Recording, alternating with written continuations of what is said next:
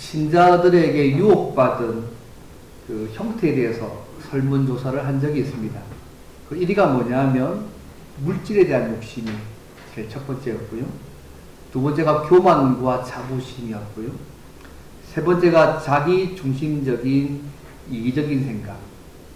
네 번째가 나태와 게으름이고, 다섯 번째가 분노와 슬픈 감정이었고요. 여섯 번째가 이성에 대한 성적인 욕망이 신자들에게 유혹받은 그런 순서의 모습이었다고 합니다.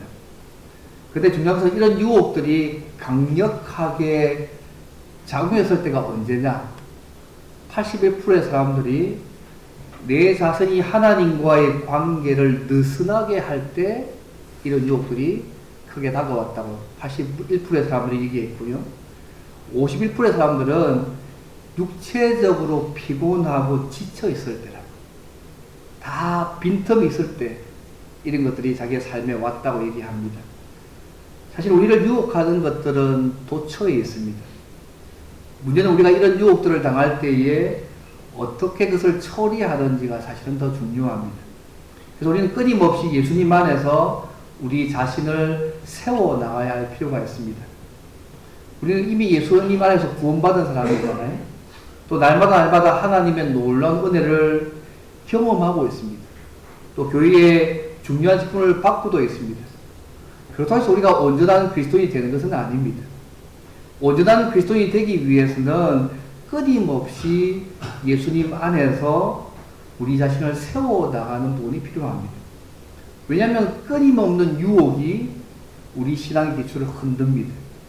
때로는 의심하게 만들기도 해서, 때로는 우상 숭배와 원망과 시험에 빠지게 하게 되고 그렇습니다. 이러한 시험은 때로는 건강 문제 때문에 오기도 하고요. 때로는 경제적 문제 때문에 오기도 하고요. 우리 자녀의 문제, 또 사람들과의 관계 문제에서 오기도 합니다. 때로는 아주 사소하게 보이는 문제 때문에 와서 전체를 무너지게 할 때도 많이 있습니다.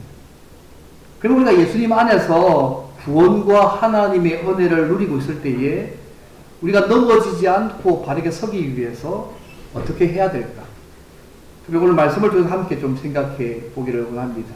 크게 세 가지입니다. 첫째는요, 우리가 은혜의 한 복판에 있어도 시험은 온다는 것을 기억하시면 되겠습니다.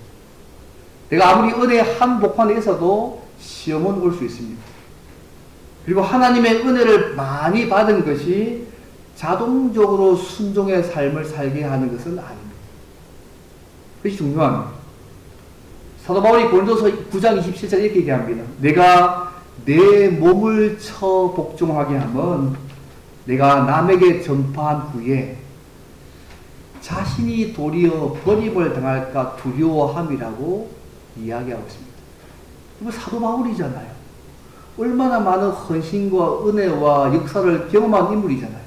그런 거가 최후의 주님 앞에 최후의 멸류관을 얻을 때까지 자신의 믿음을 잘 관리해야 된다고 말하고 있는 거 아니겠어요? 그는 복음의 말씀을 증거하면서도 그런 자기 자신을 과신하지 않고 주님 앞에서 늘 절제하면서 하나님을 두려워하는 삶들을 그는 살았습니다.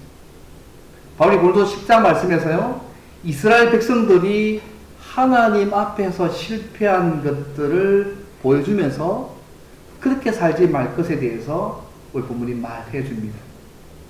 어떤 통계에 의하면요, 통계상 신자 10명 중에 3명만이 끝까지 믿음을 지키고 산다고 합니다.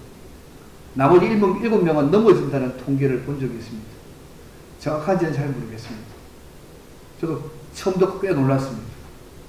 베드로전서의 말씀처럼 사탄이 우는 사자같이 두루 다니며 삼킬 자를 찾고 있습니다. 사탄은 우리로 하여금 하나님을 멀리하고 죄를 지으며 하나님을 원망하도록 유혹합니다.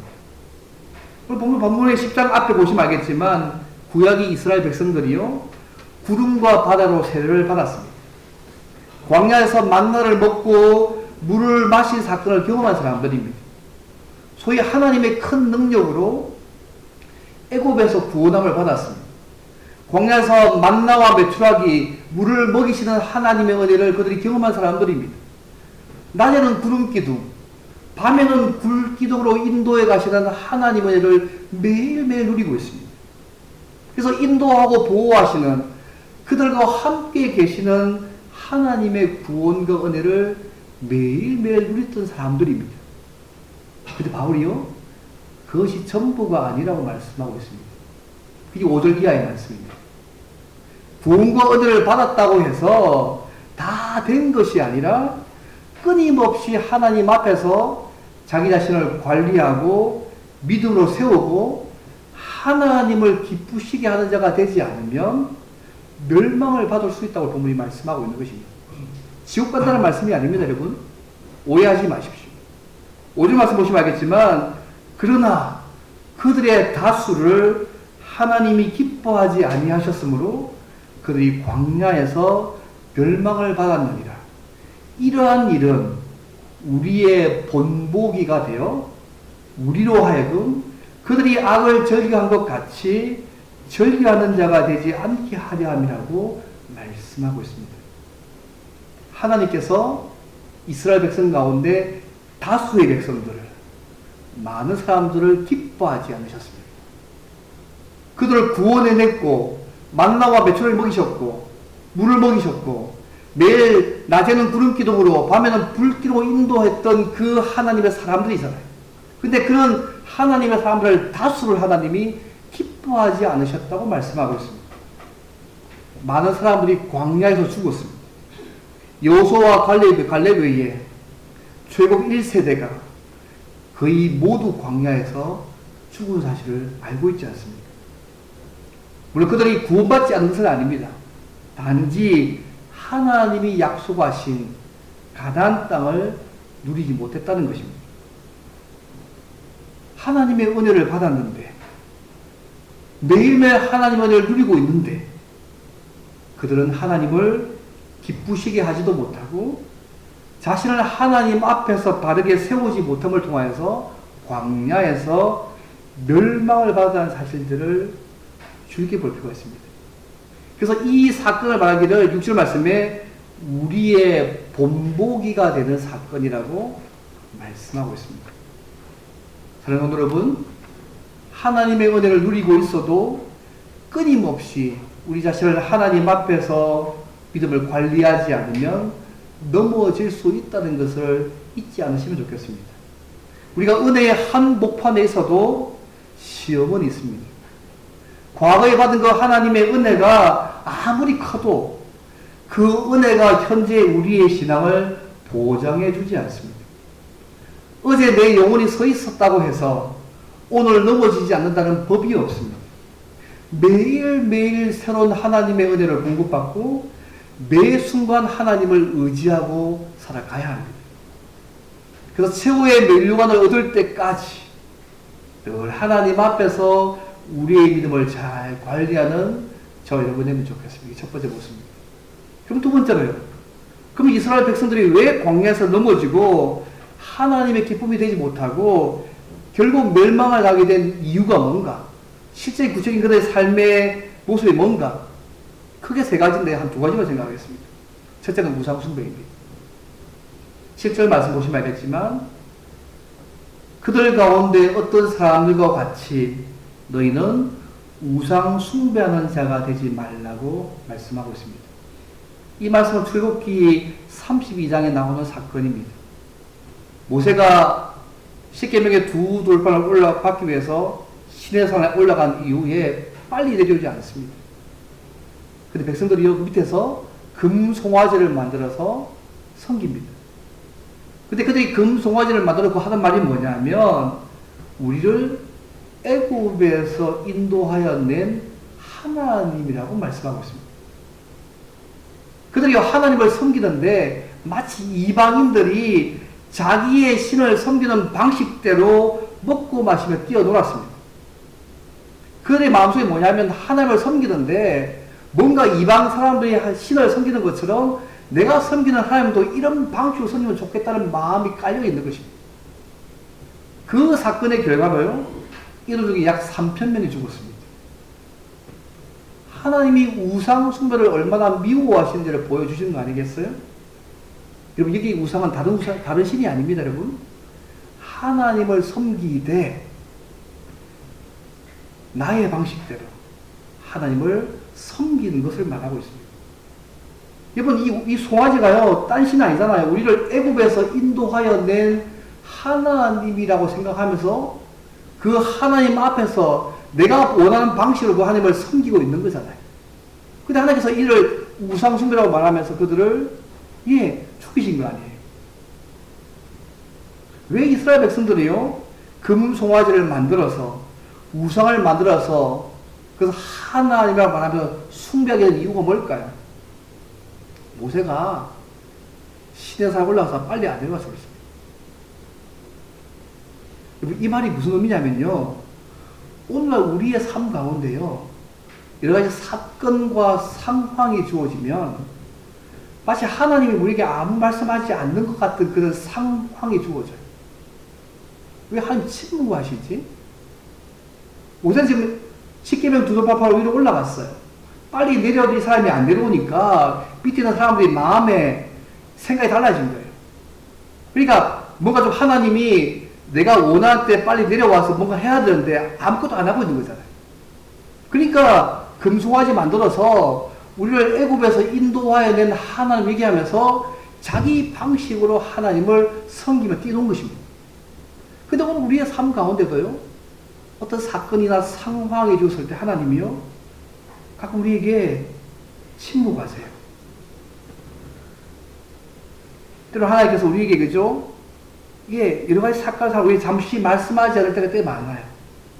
그럴 때에 그 하나님에 대한 우리의 생각들을요, 내가 스스로 하나님을 좀 다르게 이해하고 다르게 섬기려는 마음에 생길 때가 있습니다. 그래서 내가 하나님을 잘 섬기고 있다고 생각할 수 있습니다. 사실은 사도 바울이 이걸 왜 이야기하냐면 고린도교회가 똑같았거든요. 고린도교회 성도들이요, 이방인들이 우상을 섬겨가면서 하나님을 섬기고 있다고 착각했어요. 여러분, 고린도가 기록된 고린도전서가 기록된 그 당시에요, 이 고린도 지역에는 소위 아프로디테, 비너서 신전이 여신이 있었습니다. 1000명의 여사제가 있었는데 밤에 제사 드리러 온 사람들이요, 사고 음명을 하지 않습니다. 우상숭배의 음명이 아주 밀접되어 있는데 이런 방식을 통해서 그들의 신들에게 제사를 드려요.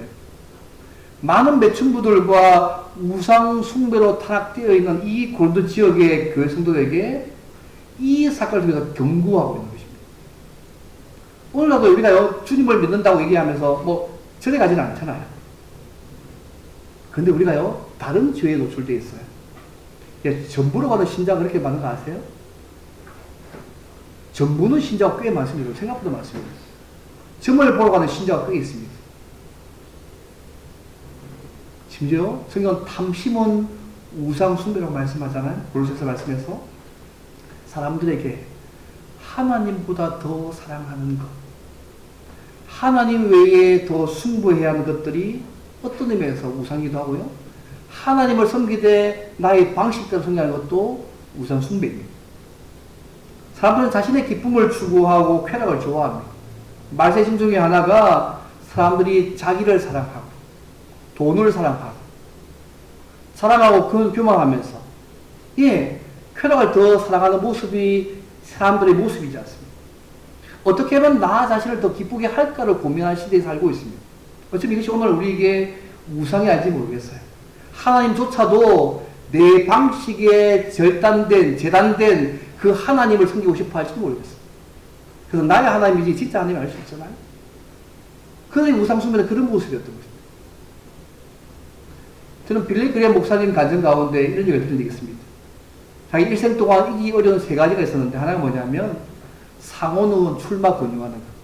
목회자한테 상호는 출마하십시오. 자기 이기 힘든 첫 번째 시험.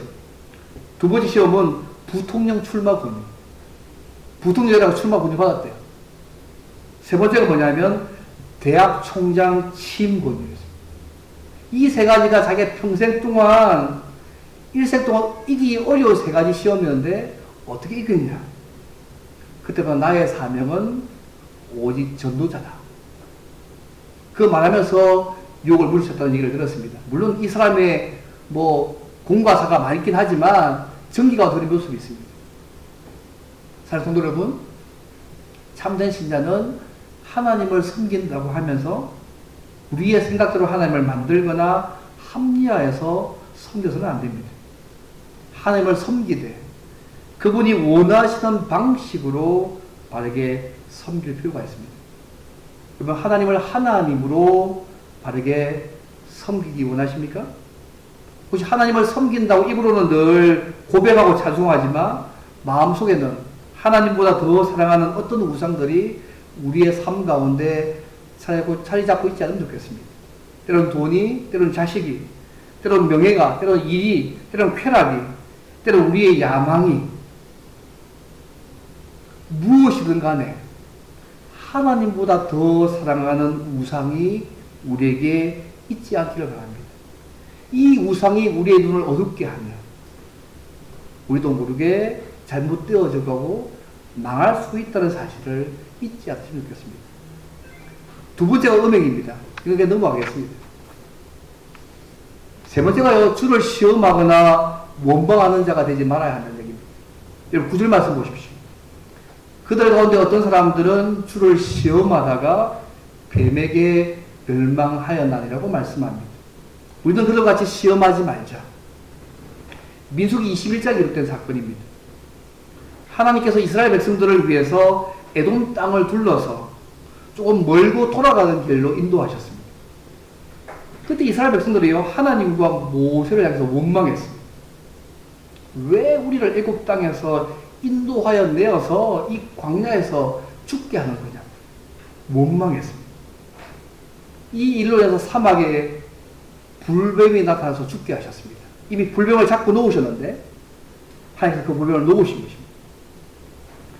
이스라엘 백성들이 원망한 이유가 뭐냐면요, 한마디로 하나님이 인도해 가시는 것이 자기들을 위한 것이 아니라고 생각했기 때문이었습니다.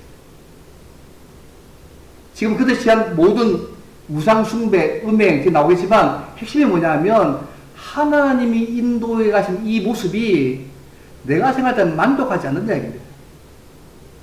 부족하다. 뭔가 다르다 생각하기 때문에 딴 행동을 취한 모습의 결과일 뿐입니다. 왜냐면 하나님이 그들을 인도하신 이유가 뭐죠? 에돔이라는 나라 때문에 돌아가게 하신 거잖아요. 근데 이는 조바심을 극복하지 못했고요, 하나님이 그들을 사랑하시지 않는다고 원망하고 시험했습니다. 근데 이것이 고린도교회도 똑같은 상황이었습니다. 오늘 우리의 삶 가운데요, 하나님의 섭리가 이해되지 않으면 정말 하나님이 나와 함께 계신 거 맞는가? 의심하고 불평할 수 있지 않습니까? 우리의 머리로 하나님이 하시는 일이 이해와 납득이 가지 않아도 끝까지 하나님을 신뢰하는 게 중요한 것 같습니다. 그리고 그분의 말씀대로 기쁘게 순종하는 삶들을 살아가는 게 필요합니다. 10절 말씀 보십시오. 그들 가운데 어떤 사람은 원망하다가 멸망시키는 자에게 멸망하였나니 너희는 그들과 같이 원망하지 말라고 말씀합니다. 민수기 14장의 사건의 배경입니다. 12정탐꾼을 보냈지 않습니까? 탐지하고 난 이후에 여호수아와 갈렙을 제외한 10명의 정탐꾼의 부정적인 보고를 듣고 이스라엘 백성 전체가요, 통곡하고 울면서 하나님을 원망했습니다.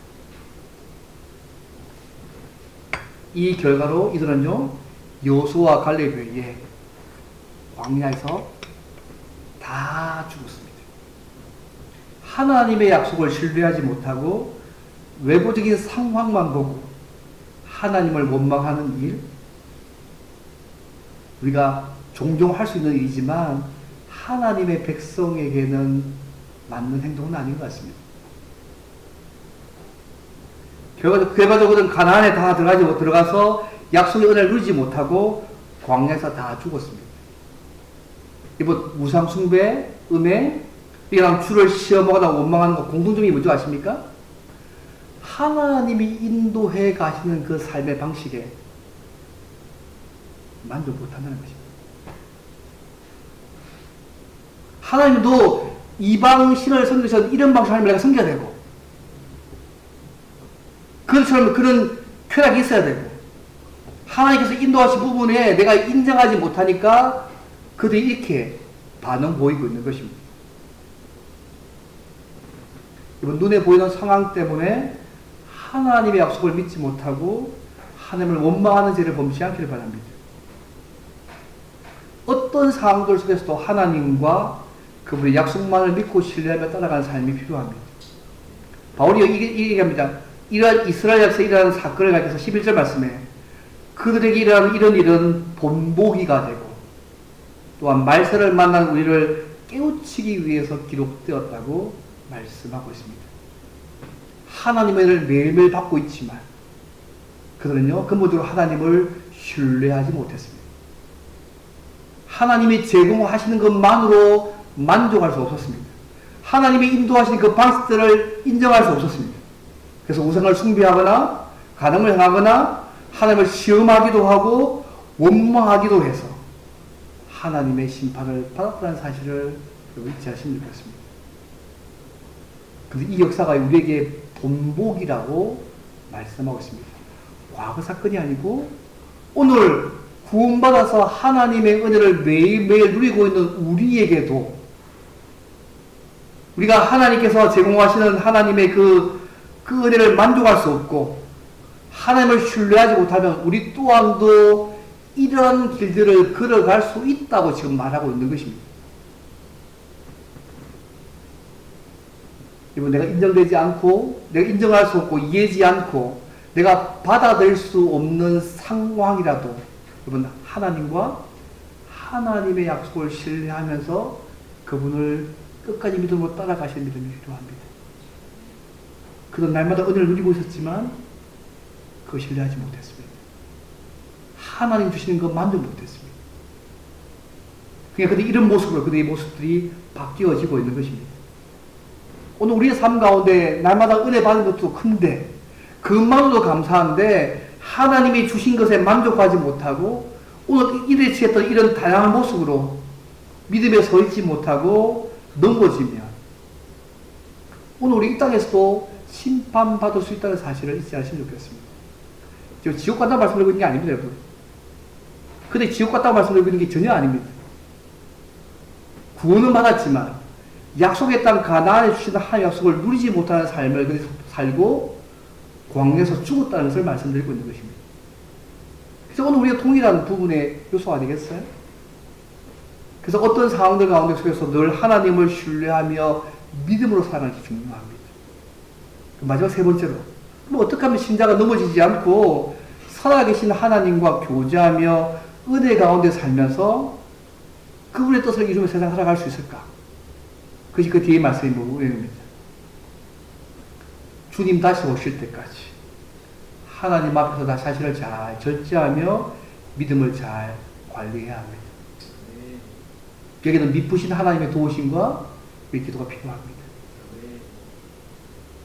그래서 12절 얘기하면 그런즉 선줄로 생각하는 자는 넘어질까 조심하라고 말씀합니다. 우리가 구원받아 하나님의 자녀가 되었다고 해도 넘어지지 않도록 조심해야 한다는 것입니다. 왜요? 사탄이 시시탄탄 우리를 노리고 있습니다. 수많은 유혹들이 있어서 우리로 하여금 계속해서 그 은혜를 못 누리게 만들어줘서 너무너무 많습니다. 이들 보십시오. 매일매일 하나님의 은혜를 경험했지만 하나님을 신뢰하지 못하고 하나님이 공급하시는 거 만족 못하니까 결국은 우상 숭배하고 쾌락 좋고 하나님 시험하고 원망하다가 광야 죽은 거 아닙니까? 이런 신뢰를 들면서 너희도 스스로 선줄로 생각하고 자만하거나 자신을 하나님 말씀 가운데 세우지 않으면 멸망할 수 있다는 교훈들을 지금 주고 있는 것입니다. 사도가 그렇게 하고 있잖아요. 내가 복음 전하고 있고 온갖 희생 다 하고 있지만 이런 나조차도 하나님 앞에서 넘어지지 않도록 쳐서 복종하여서 순종하는 삶을 살잖아요. 왜요? 복음을 전파하고 난 이후에 내가 혹시 넘어질까 두려워하기 때문에. 그게 사도의 마음인 것이죠.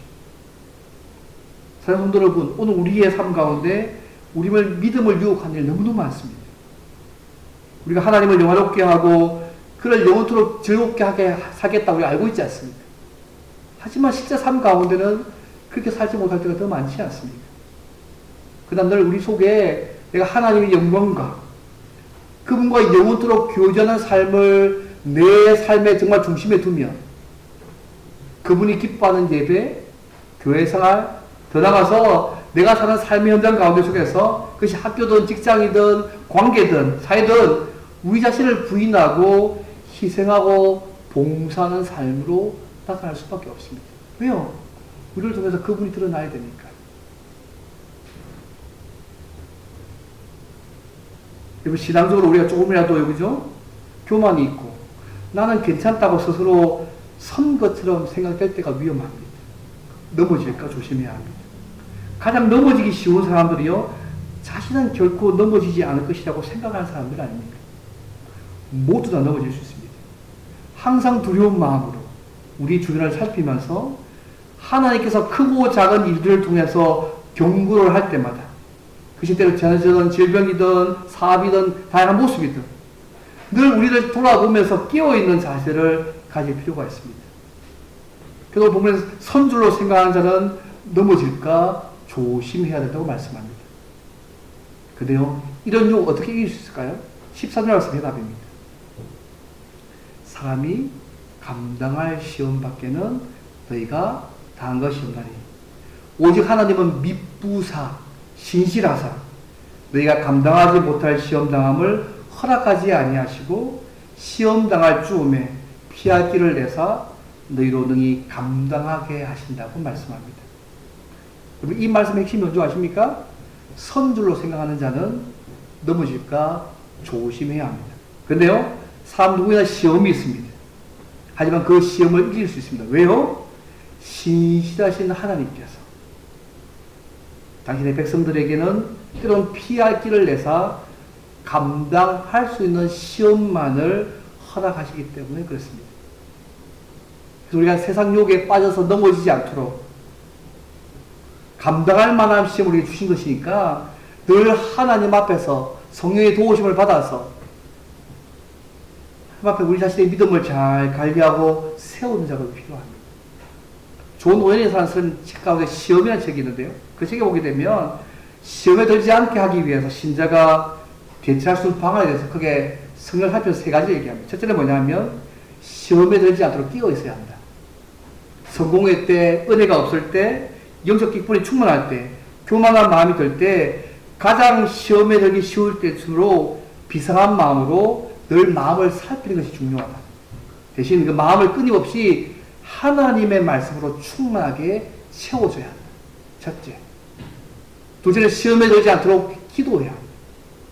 기도를 부지런히 할 때에 하나님을 바라볼 때에 하나님의 은혜와 보호와 약속된 믿음들을 얻게 하실 것이다. 세 번째, 인내의 말씀을 지켜야 한다. 인격적으로 그 말씀에 순종해야 한다. 그래서 우리가 다 시험들을 이겨낼 수 있다고 성경 살펴보면서 세 가지를 말씀합니다. 말씀을 맺겠습니다. 사랑하는 믿음의 가족 여러분, 우리는 예수 안에서 구원의 은혜와 날마다 베푸시는 하나님의 은혜와 공급과 인도를 누리며 살고 있습니다. 그렇지 여러분? 하지만 우리가 하나님의 은혜를 누리고 있다고 해도 하나님 앞에서 우리 자신을 돌보지 않으면 언제든지 넘어질 수 있다는 것을 기억하시길 바랍니다. 주님 나라 갈 때까지 아무도 방심할 수 없습니다. 사탄은 날마다 우는 사자같이 삼킬 자를 찾고 있고 우리는 수많은 유혹과 시험을 받는 환경 속에 살고 있습니다. 그러나 신실하신 그 하나님께서 감당치 못할 시험을 우리에게 허락하시지 않습니다. 그래서 탐욕과 돈과 사회적 지위를 쫓다가 어느 한순간 모든 것을 잃지 않도록 하나님 앞에서 날마다 우리 자신을 바로 세우는 작업들을 하시길 바랍니다. 더 나아가서 하나님께서 주시는 것으로 어떻게 인도해 가시든지 내가 인정되지 않는다 할지라도 만족하면서 감사하며 살아가는 부분도 또한 필요합니다. 또 믿음 가운데 이미 서 있다고 생각하시는 분이 있다면 늘 넘어질까 조심하시길 바랍니다. 바울처럼 하나님 앞에서 늘 도우심을 구하면서 계속 기도하면서 자신을 절제하면서 부단하게 그분 앞에 바르게 세워나간다면 하나님께서 우리를 구원 역사에 들어서 사용하실 것입니다. 날마다 하나님 앞에서 우리 자신을 잘 관리하고 거룩한 열심을 내어서 하나님의 놀라운 은혜와 구원 역사의 통로로서 이 귀히 쓰임받는 저와 여러분 되시기를 주님을 바랍니다. 시험 바로 이어서 성찬을 하겠습니다.